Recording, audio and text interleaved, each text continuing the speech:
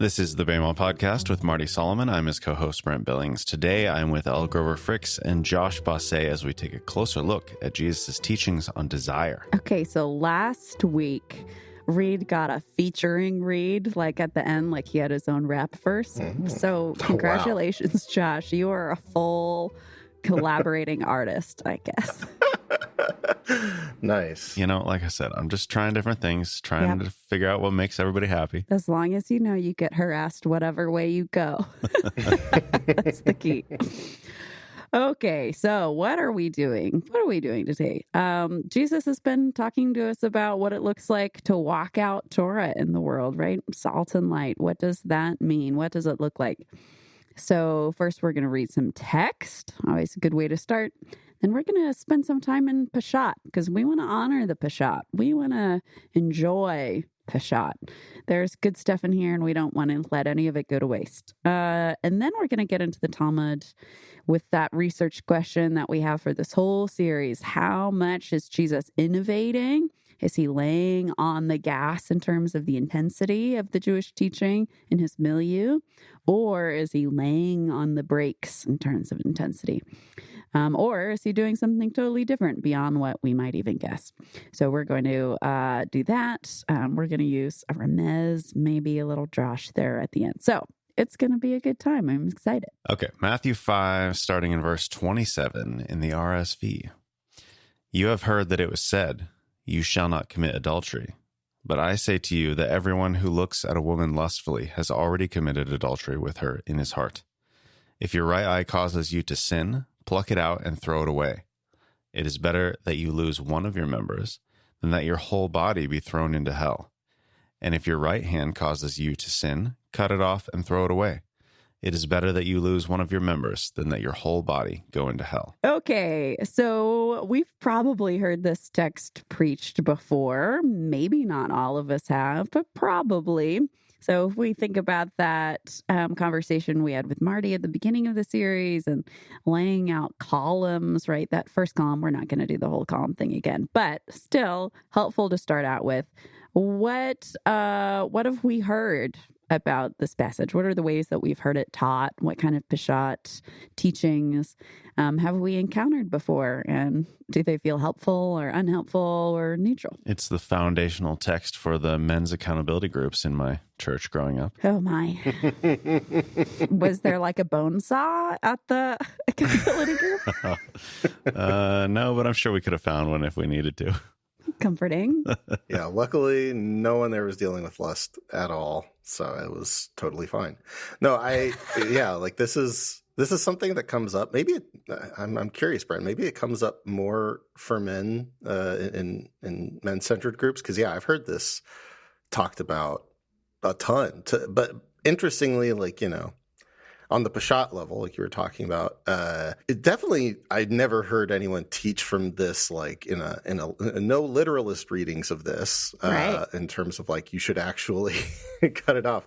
But I guess nothing really sticks out in terms of like anything of particular note or particularly interesting in those teachings. But the gist that I always got was more or less like,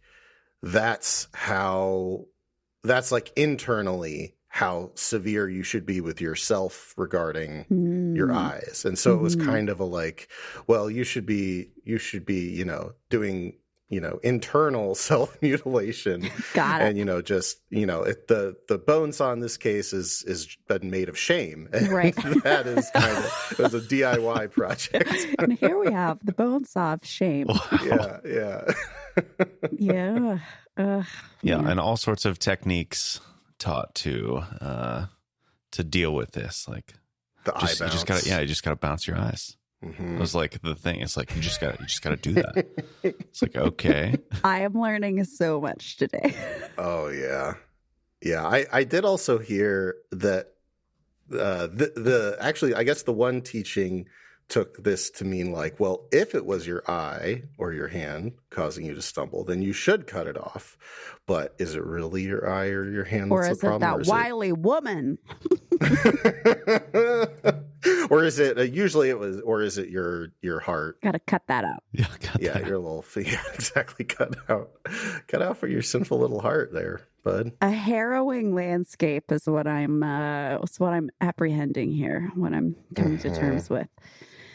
Well, we'll see. We'll see what the text has for us today. We'll see what kind of insight the Talmudic conversation gives us. But I think, hopefully, peeking into the Greek right off the bat might help us navigate some of those early messages that we may have received in our church background, or even lack thereof, about desire. So let's get kicking here on our Peshat observations. Also, if you don't remember what Peshat is, it's part of the Pardes hermeneutic. Pardes is a acronym, but it means paradise in, I believe, Babylonian, and it's a loan word over in the Hebrew. And that talks about what's on the surface, and that's the Peshat level. And then you kind of dig through the archaeology of the text into a remez, which is a hint, and drash, which is the meaning of that. And then if the Holy Spirit shows up, you get a sot. So if it's been a long time and you don't know what I'm saying, I'm sorry. There you go. There's a reminder. Much talk of that in session 3, but potentially a long time ago for some listeners. Right. Yeah. If you're listening along, my goodness. Okay, so the Greek. What do we find in the Greek that can be helpful? Well, that word lust, right? It hangs heavy in church culture, right? It's a pretty big deal. The word that we find here in the Greek is epithumeo. Epithumeo, and the root there is the name of this podcast episode. So if you're confused about that, there it is. And what that literally means is to pant after, to desire something, to covet. Versus, and that's what lust originally meant, etymologically in the Old English, right? You can read Shakespeare and he'd be like, "Oh, I lust after some rest" or something, right? But in our modern era, I identify with that. Right? Yeah, or like wanderlust or something. Mm-hmm. Yeah, so we still have fragments of it that way in our culture, on our car bumper stickers. But mostly lust, dirty, gross, bad, terrible, shame, right? Those are kind of the pieces of baggage that come with us. So if we step back for a second, if it means to pant after something, right? It means to desire something in this embodied way. We see, is that always a problem? You know, because if we hear the word lust, that feels like always bad 100% of the time.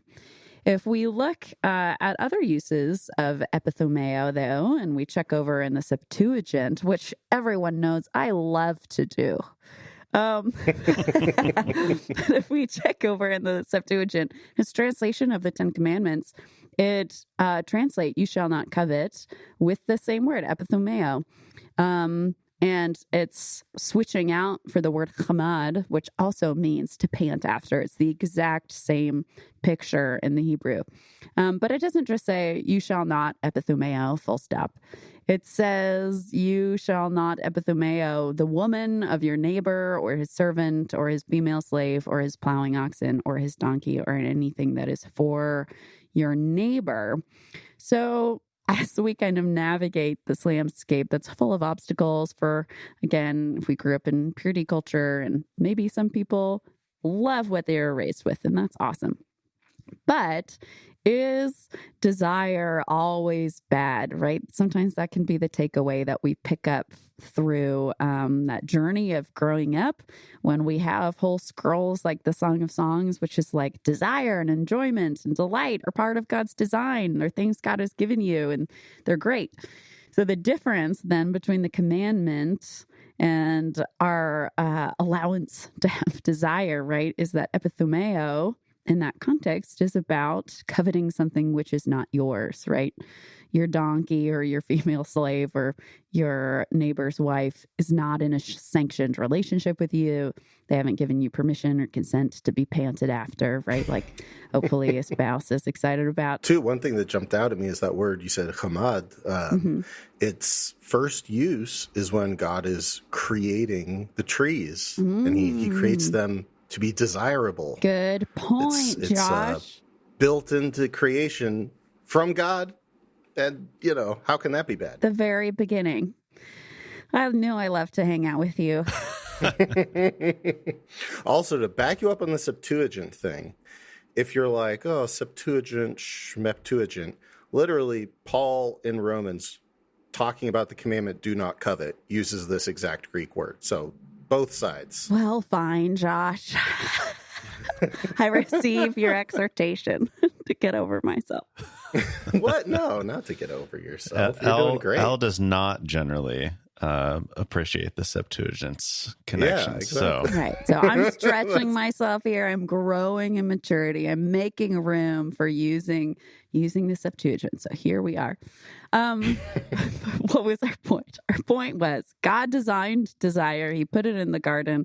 It's something to be enjoyed unless you are not in a sanctioned relationship, right? So the person hasn't given consent to be desired in that way, right? We don't want to covet people like objects. That's creepy. It transgresses boundaries. It's not good for them. It's not good for you. It's harder to have healthy relationship and community with someone if you're imagining them or fixating on them as an object. So just adding in some nuance whenever we talk about a word that can feel triggering to some people, just even hearing about lust again, right? If it's been a while since they've been in a environment like it sounds like you guys got trained in. Lucky you.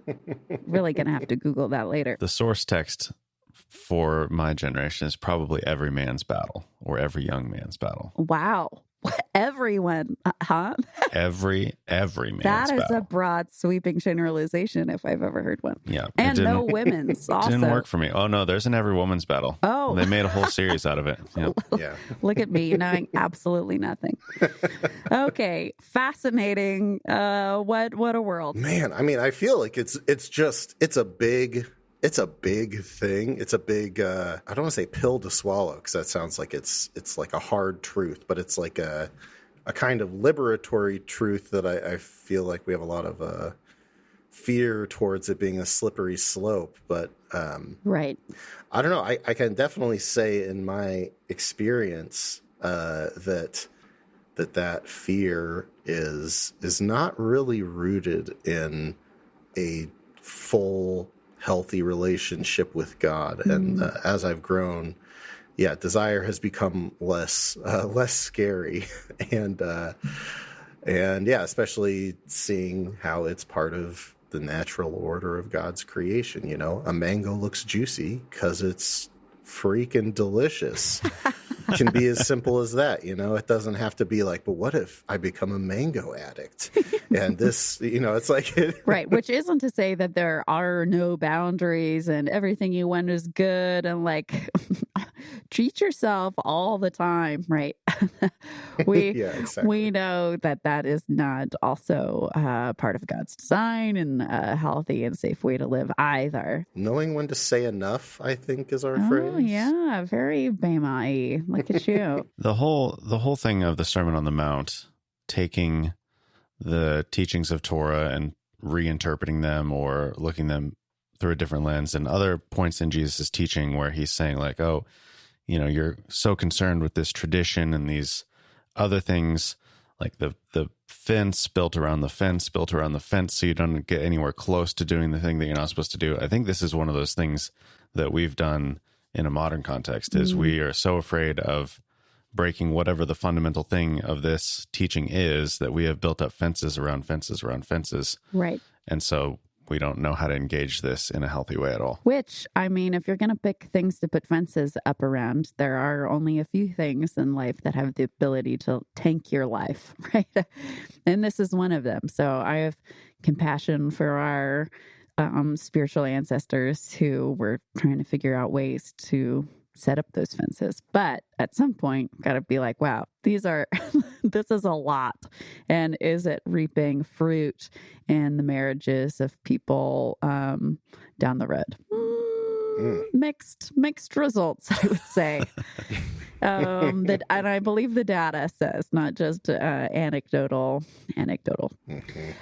Okay, well, number 2 thing that I just like us to notice together before we set off on our merry way into Talmud is that it's always worth taking the time to notice that at no point, 0 point in this discussion, does Jesus say anything to the women that they ought to change their behavior or the way they dress or their posture or absolute anything. There's nothing there to change the way that someone else is looking at them. 0. He demands that men take accountability for their own sin. In fact, so the opposite.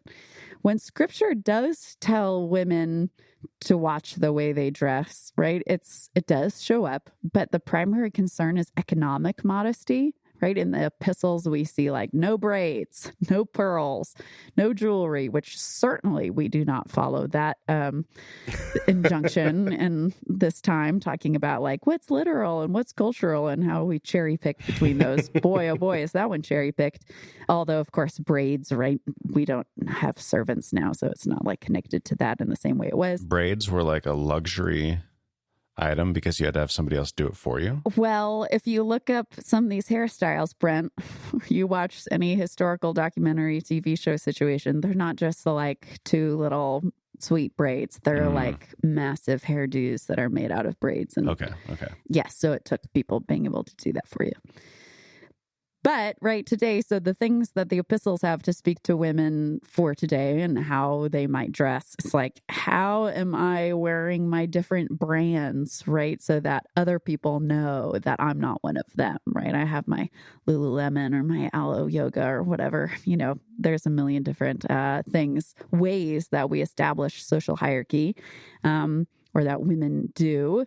And that's what the epistles are worried about, because there's supposed to be no division in the family of God. And so we're supposed to be aware of the ways that those social hierarchies develop, even if they're not on purpose. But when it comes to this kind of issue, this kind of desire, Jesus, although there's women present at the Sermon on the Mount, it's not like, well, over on the other side of the hill, there was a women's gathering and they sent somebody over to talk to them about their issues. No, they're all there, one body, listening to Jesus. And Jesus puts all the onus on the looker, not the woman just wandering around living her life. And I just think that it's worth taking space for that and seeing who, if there's a victim of abuse and there's a perpetrator of abuse, whose side is Jesus on? Who is he worried about? Who is he putting agency on? Jesus doesn't pin the victim with the whole list of excuses about, well, unless she looks like this, then that's totally on her. Then you should drag her to synagogue and have someone like whisper in her ear and give her a shawl or whatever. That doesn't come up. But I say to you, everyone who looks at a woman lustfully should ask, but what was she wearing? Right. Yeah. Not there, almost as if it slipped Jesus's mind that day that would be part of the mandated curriculum. Right. Point number 3 before we go on our little Talmud journey. And we already alluded to this with our merry little bonesaw jokes, but call me crazy, but I don't think I am team not thinking that Jesus is a proponent of self-mutilation, right? And so the last Peshat thing I want to pull out and sit with for a minute is the fact that Jesus seems to be saying that if there is something you and anybody doesn't appreciate that we're doing in our lives, Jesus says, stop it by any means necessary, right? If something is not helpful or actively harming you, get rid of it. And not just for Lent, right? Check it out the ding-dang window. You don't like how you feel after you spend a ton of time on social media? Delete the apps, right? Have your friend change your password. You don't like how your night feels not quite right if you don't have alcohol? stop buying alcohol, right? You don't like how much TV you watch, give your TV away. You don't like how sometimes when you get tired, you have big spurts of anger. So instead of ranting to people or social media, worse, right? And entrenching those neural pathways and heart pathways, start practicing prayer, start breathing, right? Whenever those instincts show up. We have so much learned helplessness about how we could never just do this one thing. It's just who we are, right? Even when we feel bad about it. We have so much more power and self-agency than so often we imagine. And so Jesus just says, stop it. Like, don't self-mutilate. But we can't act as if we're just victims of circumstance and society 100% of the time if we actually do have the ability to change, which isn't to say that it's not hard, right? Otherwise, Jesus wouldn't suggest chucking your eyeballs and your hands into Gehenna. Yeah. But we can do them. And sometimes I have conversations with folks who are big innovators and idealists in a great way, and they have big dreams, but they end up saying, oh, but we can't really do that because we live in today's world. Yeah, we can. If you make a way, if we pull together some gumption and resources, let's throw this thing out the window and make a new way of living. So I love that about Jesus, that he's like, no, actually, you can fix this. And I think that the invocation of self-mutilation kind of helps illustrate that difference, because it's like we often act like getting rid of something is impossibly too big of an ask. And it's right. Like, well, is it really, is it part of your body? Like, if right. If it is that important, then we should respond to Jesus. I think he's prompting us to. It's like, well, I'm not going to cut out my eye because of that. It's actually get off X because sports Twitter is still there. It's like, well, yeah, exactly. If that's how, like you said, if that's how, whether it's alcohol, whether it's social media, whether it's TV, or even if it's just like I know for me, at times in my life, it's like, hey, I need to just stop paying attention to politics, just altogether. Yep. And I can say there have been times in my life where I've tried to do the little, I can, compromise, or just I'll just try and do this less often. And then there have been times where I've just been chuck it out the window, and chucking it out the window for a lot of these things works. There are some things in our life that you can't chuck out the window. And I think that is the difference that Jesus is trying to highlight. If you literally can't live without something, then there's probably the conversation around where the sin is coming from gets more complex, and you should look into it. But when it is something like, oh, I'm just on this app too much, it's free, baby. You could just delete it. Right. You can be free today. Woo! Salvation is at hand. Kingdom of God lies in the uninstall button, for sure. Yeah, and there are also treatment centers for all different kinds of stuff, right, that makes our life worse. So we're also fans of professional help as well. Okay, Talmud time. I'm so excited because we've been asking this research question, right? Is Jesus innovating? Is he pulling from his milieu? Is he doing something new? Is he dialing it up? Is he dialing it back? Well, let's find out. So I have a collection here specifically about adultery, right? Because that's how Jesus starts this teaching. He says, you have heard it said about adultery. And then he switches to the quote unquote lust of the eyes thing. So we're going to talk about the adultery passage first to lay the foundation of what was the general teaching? What was the general understanding about this topic? And we have to start at Leviticus 20. It says, if a man commits adultery with another man's wife, with the wife of his neighbor, both the adulterer and the adulteress are to be put to death. How, you ask? This part isn't in Leviticus. If she's a daughter of a priest, she gets hot liquid lead poured down her throat. If she's engaged but not married, she gets stoned. And we've talked about strangulation previously, so we don't have to re-litigate that. But all pretty big bummers. That also feels pretty clear. My goodness. Yeah. So let's look at our exceptions to that very black and white murder, option. Exception number 1, because of that portion of Leviticus 20 that says with the wife of his neighbor, that means it doesn't count as adultery if the woman isn't Jewish. So if the woman is not Jewish, I quote, it is not punishable. It's just frowned upon because you never know what those pesky Gentiles are up to. She could turn out to be a slave, which you're not supposed to sleep with a slave, which is good. It could turn out she's a priest, or worst of all, could turn out that she's menstruating, right? Because those Gentiles are crazy like that. So generally, you're not supposed to, but not punishable. Yeah, that's funny that it doesn't just say, well, it's not punishable by death, but that's just not punishable, period. Right. Not a lesser punishment, no punishment. Right. If you think this is a lot, hold on to your horses and your socks while you're at it, both at the same time. Okay, it's also okay if she's awaiting levirate marriage. So if her husband dies and she hasn't married her brother-in-law yet, in that intermediary time, it is a free country. Oh, dear. Which is incredible in the literal sense of the word. I really hope you keep in that tiny oh dear, Brent. Yeah, so, okay. We've got 3 more. Now, okay, jumping back to the first one, though. Yeah. If she's menstruating, then there is it's not a punishment, but there is the element of being unclean. Right. So that's why it's frowned upon, because now you're unclean and you have to go deal with that. Yep. Okay. Okay, number 3, it's okay. Adultery is okay if it's performed in the absence of witnesses and if you haven't had a previous warning. So I think this is giving space for people who haven't heard about like Torah law yet. That would be my guess.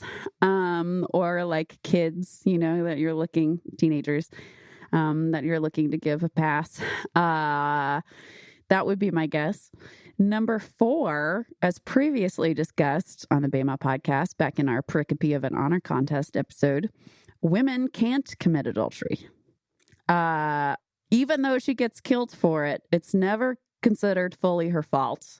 Riddle me that. I'm not sure how that all works. It's not her fault ever, but she still has to die. And then finally, although a woman who participates in adultery is not culpable for it, she's still broken the marriage. But if a man commits adultery, he hasn't broken the marriage because technically polygamy is still on the table. Wild biblical world. Yes. This all feels nebulous to me still because they're supposed to get killed. So I don't know if you just if you do commit adultery, then you just marry her and then it's okay. I have lots of question marks. So if other people do too, you're not alone. So worth noting, Jesus doesn't say any of this stuff, right? He doesn't perpetuate any of these norms. So in a way, he's pulling back rather than pulling forward, if that's our Talmudic background, right? In a way, when he brings up adultery and he doesn't lay the hammer down on, and you make sure that we go with team liquid lead. We got to make sure that's happening, guys. He doesn't say that. He raises the bar in a different way, or at least seemingly. And so is he innovating if he talks about anyone looking at a woman to desire her to has already committed adultery? That exact line is in the Talmud. So now we can have a little debate that I don't think is super interesting, but that's fine to be like, did the Jewish conversation steal that from Jesus? If the dating ends up being after, or did Jesus steal that from the community? I don't really like triumphalism in general, but it also just, again, doesn't feel super interesting to me to be like, aha! Right? Yeah, Jesus taught it, so that's what we're dealing with. Right. If other people agreed with him or said it first, it's still good teaching. Great day. Jesus follower, that's all that matters. But the quote the full quote is, you should not say that only he who commits adultery with his body is called an adulterer. Also, he who commits adultery with his eyes is called an adulterer. To expand on that, then, here are 10 Talmudic mitzvot about the lust of the eyes, i.e., looking at women. And 10 new commandments, as it were. And if you thought the last ones were great, buckle up. I'm already buckled. Okay, good. You're still buckled from last time. Number one should not walk behind a woman on the road, even if it is his own wife. What? Okay. All right. Whoever, this is the same commandment, whoever traverses a river behind a woman has no part in the world to come. Wow. Even your own Because you might accidentally get in line behind a woman who's not your wife, and you think you're looking at your wife, but you're not. And so you're... Yeah, like when you're a little kid and you're at the grocery store and you think someone's your mom, you go over, you're like, hi, Mom, and it's not, it's a stranger. Maybe it's because, like, you can't fulfill any desire when you're traversing a river or walking on the road, and so you shouldn't, like, create room for desire, even if it's your own wife. Okay. Commandment number 2. Whoever counts money from his hand into a woman's hand, looking at her, even if he has Torah knowledge and good works, like our teacher Moshe, he will not go unpunished from the judgment of Gehenna. Man, this is rough. What? So strangely specific. It's like there's got to be some sort of underlying situation that this is speaking to, which I guess happens in the text a lot, where it's like, where'd that law come from? Oh, go back to Genesis, whatever. Yeah, Akiva was in the market one day and he saw this happen, like in a rom-com, and he was like, no, it shall not be. Right. Number 3, whoever looks at a woman's heel, children with bodily disabilities will be given to him. Boo! We ate that for a lot of reasons, right? Theology of disability. We've come a long way. But who knew? Heels is where it's at.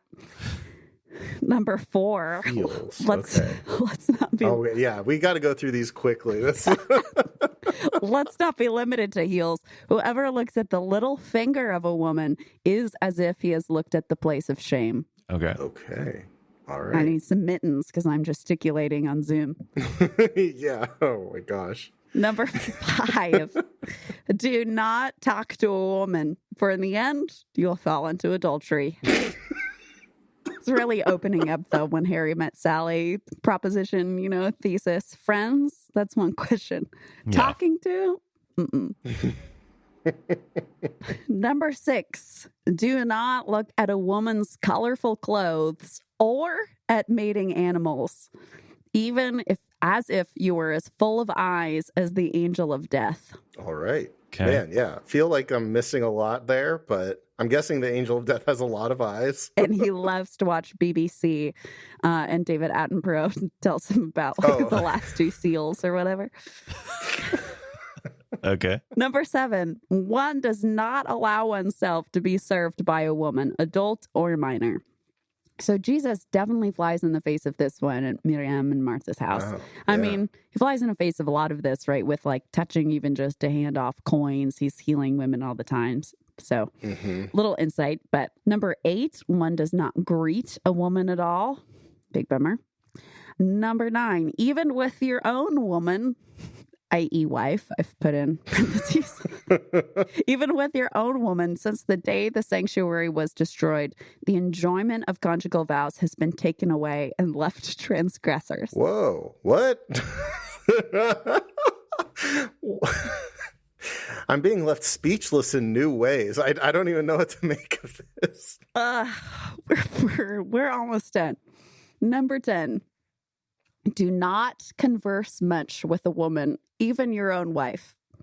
As often as a man converses with his wife, he causes mischief to himself, and he desists from the words of Torah and thereby inherits Gehenna. Oh, man. That does ring a little bit true. There have definitely been times where I've thought, the more I'm talking here, the more problems I'm causing. So I feel like there's some truth behind that. Wow. Yeah, but you didn't need to. Not you that could I just should say that generally. You don't have to include your wife or Well, yeah. women in general. Oh, yeah. No, I mean specifically with my wife.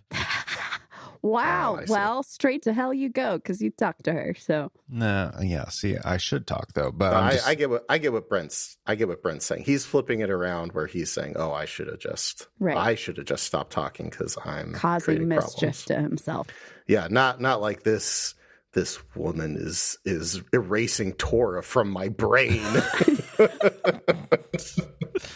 yeah, no, not like that. Okay, man. Yeah, this is where like I feel like I very rarely dig into the Talmud because so much of this, like I feel like I'm missing 80% of the context, but then even on a surface level, like it's just it almost feels similar to what Jesus is saying in that, like, hey, if the problem was with your eye or your hand, why don't you cut them off? And it's like, oh, well, if the problem was with women, why don't you just never interact with a woman in any way whatsoever? Even Live if in a you're society married. without women.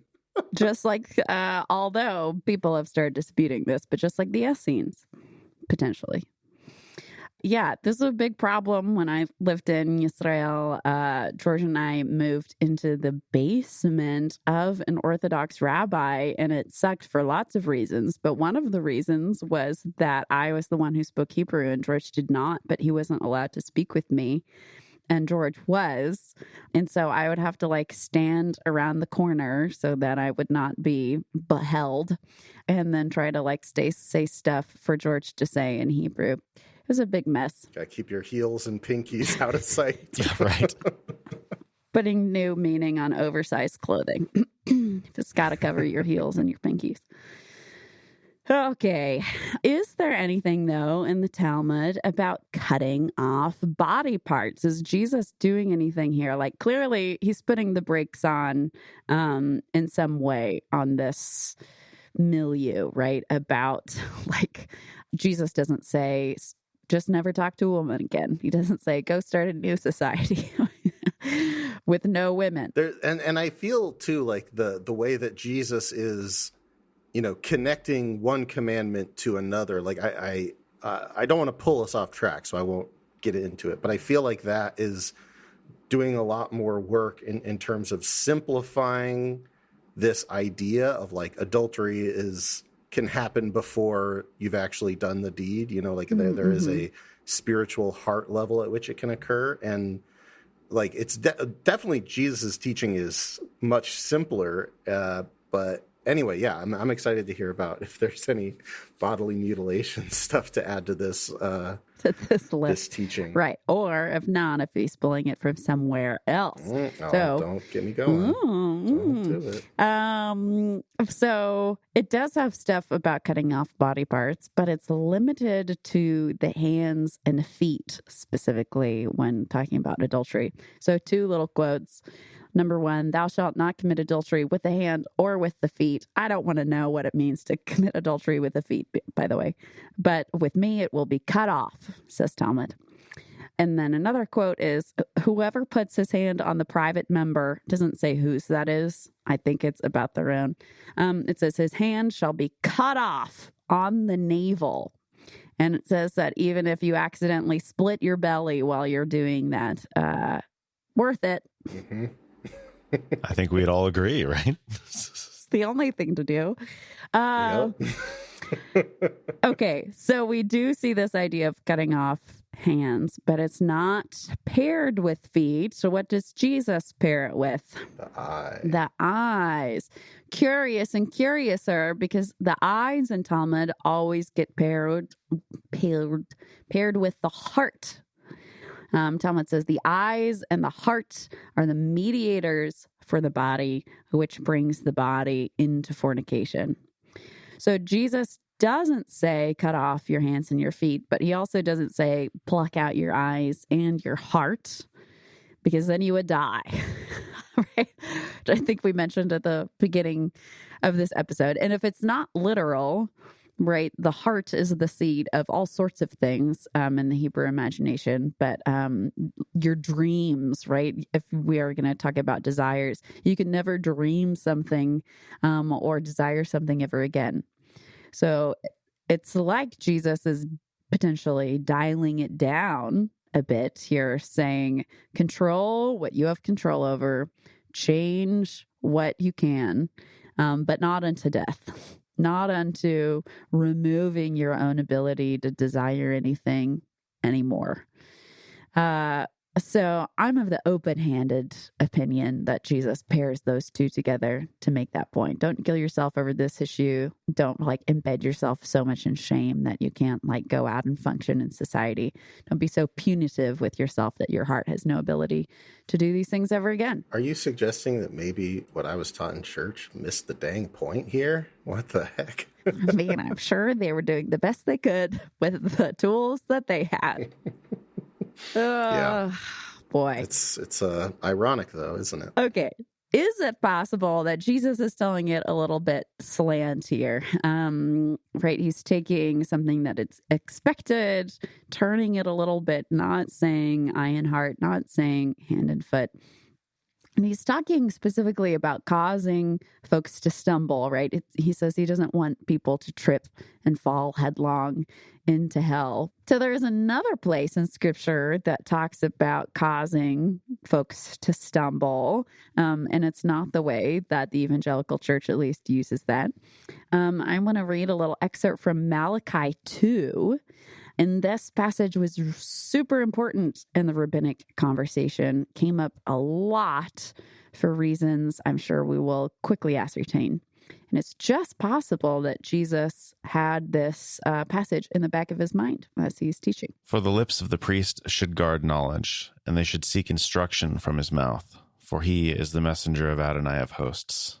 But you have turned from the way. You have caused many to stumble by your instruction.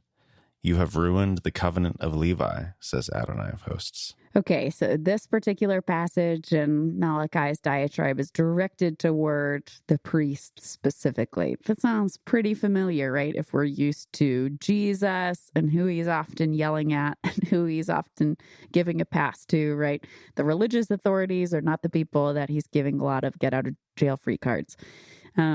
In this section, it says that priests are supposed to be guarding knowledge and bringing instruction. And that if your instruction is wrong, you're causing people to stumble and you're ruining the whole covenant. You can imagine why it's brought up a lot, right? Whenever people are yelling at each other about how to perform a mitzvot, this comes up, right? You're ruining everything, Jeremy. But what does Jesus say in this passage? He says what actually causes stumbling that casts you into hell, right, is not getting your teachings wrong. It's your lack of integrity, lack of character, lack of self-control.